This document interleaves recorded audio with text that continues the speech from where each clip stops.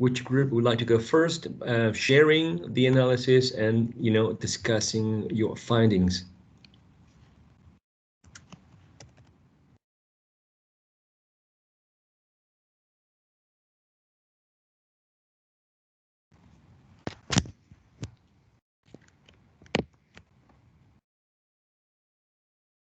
Anyone interested in studying the analysis? Let's remember the groups. The first group was composed by Amaya, Natalia, William, and Lisbeth. And I think that only Amaya and William and Lisbeth were working as a group. And in group number 2, we had Gaspar, Sebastian, and Bastian. So who would like to go first? Which group? It could be any, number 1, number 2. Or first. Okay, Bastian. Okay, let's go. First. Sebastian, could you share? Yes, please. Okay. Well, I have the screenshot, but it's better you have your computer. Okay, give me a second.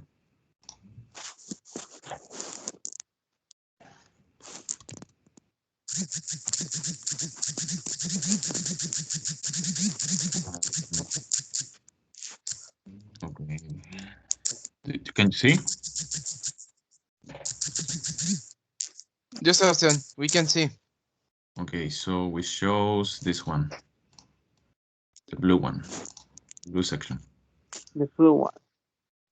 Yeah. Yes, the blue. Here it is. No. Here it is. So we divided by chunks, tonality, and this is the heads are divided here.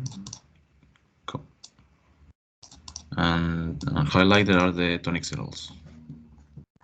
Then the sections that come after are the tails. Here's our regressive assimilation.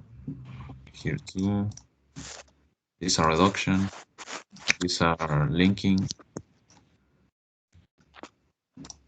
between consonant and vowel. Consonant and vowel, yes.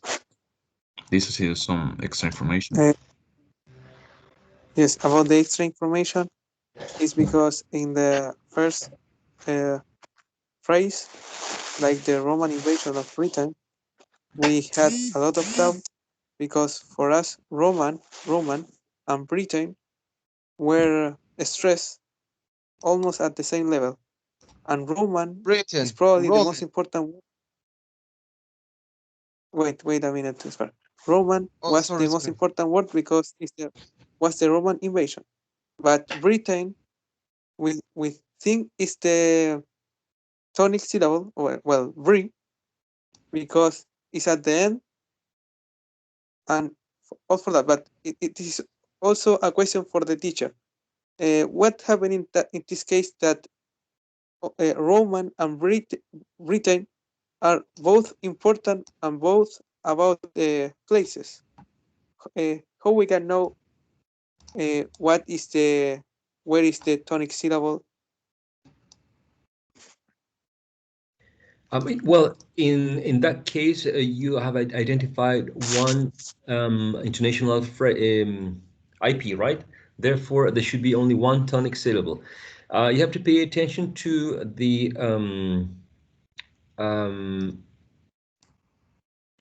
pitch or to the stress given to each one of the words. Sometimes, and I agree with you, when you have two content words, like, for example, Roman, we have an adjective, that's a content word, and Britain, we have a noun, right, the name of a place. Both of them sort of carry the same, almost the same amount of stress. Now, you need to identify which maybe according to the context, like the Roman invasion of Britain or like the Roman invasion of Britain, either referring to the place, to country, to Britain, or the most important aspect of this utterance is the Roman invasion of Britain. Because it's different when you say the Roman invasion of Britain or the Roman invasion of Britain. Yes, in your case, you said your example when you spoke was clear, but in the case of the audio, wasn't so clear. But now that I listened to your explanation, I can agree that it is Britain the most is where the tonic syllable is, because about the context, the most important was the place and not the who do the invasion. That in this case is the Roman. Right, yeah, I think I agree with you in this one, like the Roman invasion of Britain. Unless there are several invasions mentioned, for example, the Viking invasion of Britain, the Roman invasion of Britain, the Northman invasion of Britain. So in that case, I would say that since the concept of the countries has been mentioned so many times, the emphasis falls onto the type of invasion or the origin of the invasion. Roman invasion, Viking invasion, Northman invasion. So if in the context you are listing the numbers of invasions that Britain had to undergo, in that case, Roman would be specifically the first syllable of Roman would be the tonic syllable. But I guess that in this context, I would also agree with you in that Britain should be the tonic syllable. And the other comment is that in the phrase that reminds me of my quiz question, we had doubts between quiz and question, but we chose question because quiz is not normally an stress word, but the same that the first phrase were very similar in the stress. Right. That reminds me of my quiz question. Quiz question. What type of question? Is a quiz question. It's not any other type of question. So I do agree with you that both words, both of them being nouns, have stressed syllable. Quiz question, and both of them are. That reminds me of my quiz question. I would have to listen to this part again, but I would say that probably is the first part, the quiz. Where do you get this section? What paragraph are you working with? Is the number? It's the blue, but I don't know the number. The blue section. Okay, the blue section. Yes. Fifth, maybe? Fifth. I think it's fifth. Yes, yes, the blue section, yes. Okay. That's right before the options, Waterloo, Hastings. Okay, got right here. Yeah, let me see if I can. Oh, do you have the audio? Do you think we could listen to it again?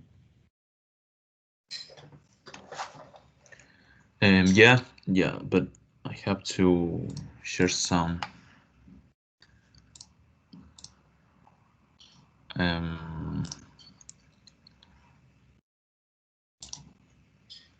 Okay.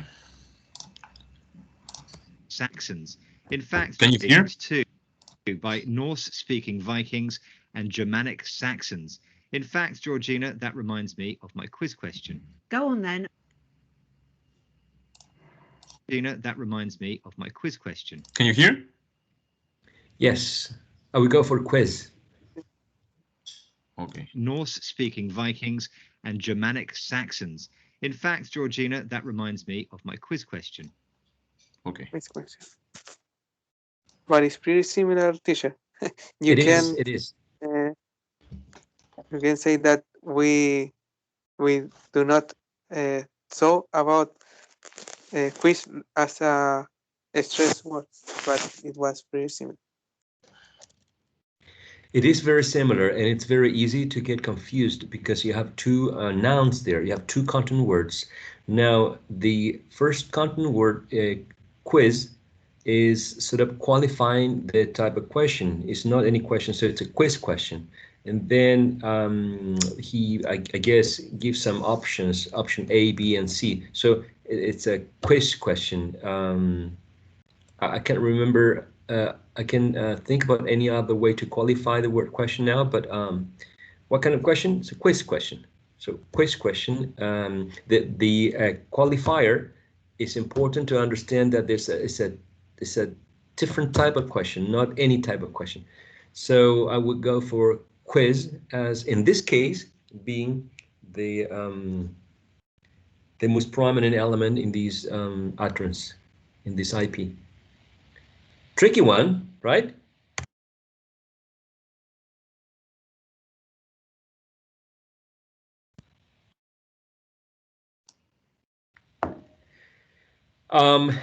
Guys, it's time for us to finish. We should have finished some time ago, according to the way these classes, the online classes, are programmed. You know, less time connected.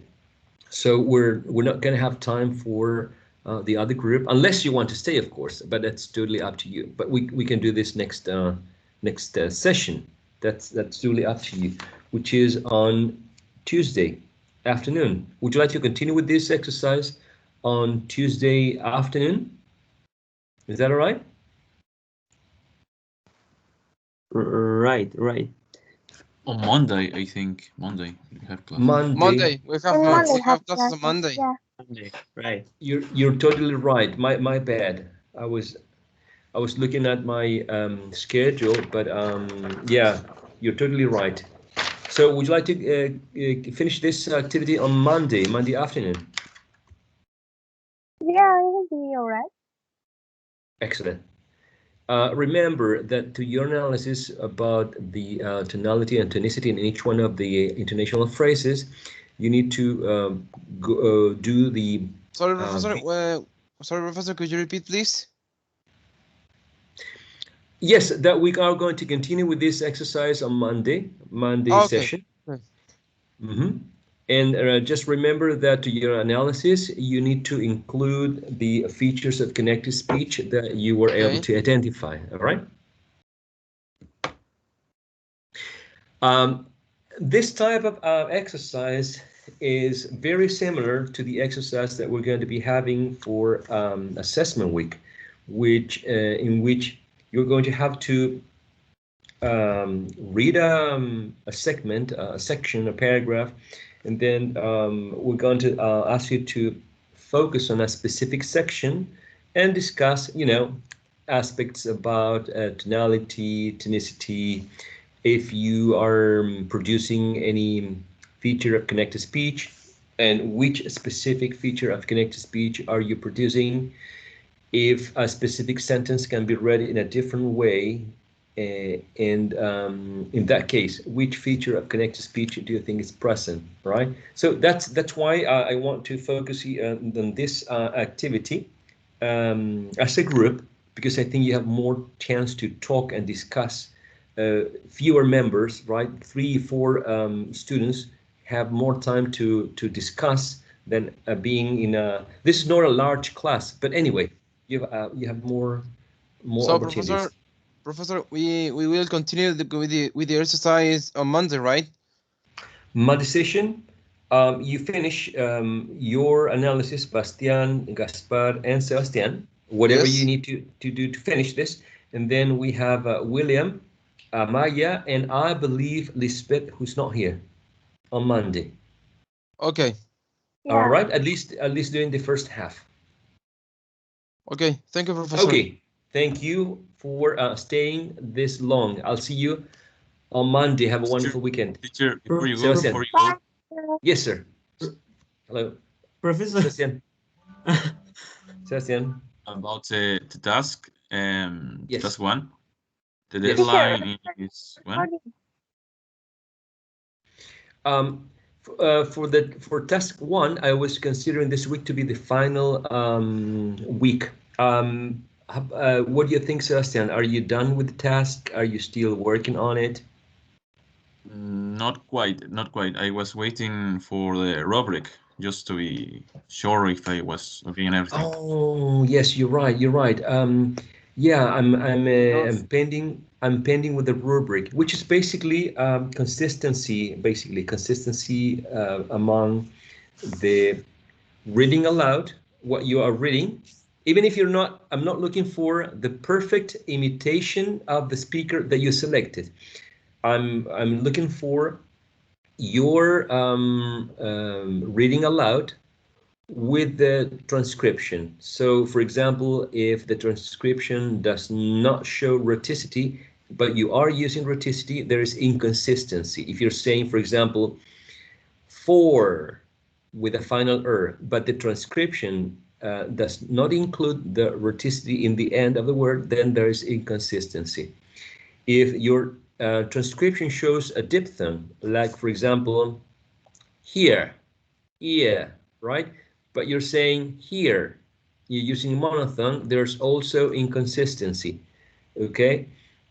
So you can use any website that can help you for a phonemic transcription. Just make sure that you make all the necessary changes in order for the transcription to be as close as possible to the way you are reading. William. Yes, sir. Could I talk to you just 1 minute after the class? Yes, sure, sure, absolutely. Thank you, thank you. Amaya, thank you for the reminder. Thank you for the reminder. So, yeah, I think I need to upload the rubric, but basically it's that. I mean, the rubric will contain aspects such as vowel sounds, the segmental part, right? Vowel sounds are similar to the ones used in the transcription. Imitate the speaker. Imitate to the speaker. Yes, but to separate this, vowel sounds are similar to the consonant sounds are similar to the ones used in the transcription. And then about the tonality. Tonality used in the sorry, did I mention that you had to use tonality in your? I think we didn't cover that. Only features of connected speech, the task. Sorry? Do you remember some of the specifics about the task? The task 1? Yes, the portfolio. Yes, for the portfolio. Yes. Mm-hmm. Yeah, it was select a video in YouTube. Select 20 seconds of the video. Write it, transcript that little part of the script, and then record yourself trying to imitate the most possible to the speaker. And the transcription needs to be accurate with what they were saying. For example, if the speaker is British and he is speaking with a British tone, British tonality, the transcription needs to demonstrate that. Right, exactly. Thank you so much, Maya. That's the idea. So I'm looking for segmentals, vowel sounds, and consonant sounds. I'm looking for intonation. I'm looking for features of connected speech that the speaker is doing that you're also performing. And also if you're chunking the speech according to the way it was done by the original speaker. Trying to imitate the pauses that he or she makes, right? And the way that the information is being chunked. So the rubric will incorporate segmentals, vowel sounds and consonant sounds, aspects of connected speech, intonation, tonality. That's all I'm going to have in the rubric. I think that's all I covered. The one that the last time that I checked the rubric, I think I need to include only the tonality aspect. So it's going to be 1, 2, 3, 4, because segmentals is vowels and consonant sounds, and 5, tonality. Okay, those are the aspects that will be included in the rubric. Okay? Thank you for the reminder, Sebastian. Okay. Alrighty, so I'm going to stop recording now, and I think I have a pending conversation with William.